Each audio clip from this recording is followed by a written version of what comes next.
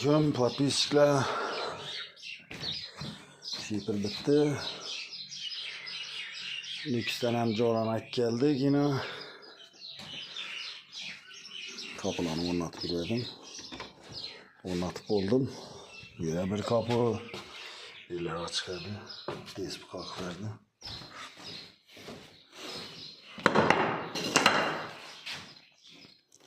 Yine bir kapı ornatıp verdik. Spalniga. Hem kapılar işinden başlandı yine. İş kapıdan ötke yıl koyuldu. Ondan keyin bu koyuldu. Şimdi bu. Yüzünden bu. Şimdi tepkiyadır bu. Varla şibirlerimiz. Şibirli tutmuştur. Şimdi beyramlar yeşil koyuverdik. Bağmış stildaşı.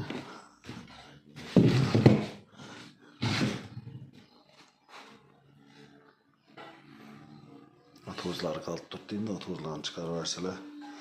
İşte zamoklarını koyuveremem.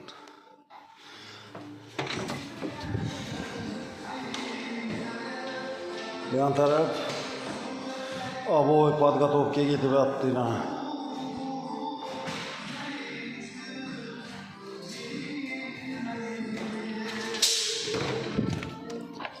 Dijana çıksak Dijanda aynı fasat. Подписчикler. Aynen.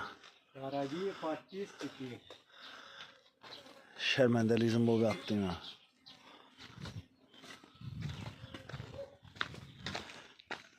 Traktör satıladı.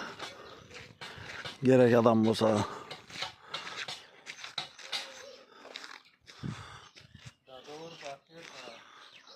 Şibir. Güzel para veresler. Tutan pişti. Tut yiyecekler olsa geleveresler. Oh! Dahşet. Aynen sahibi ettiysen.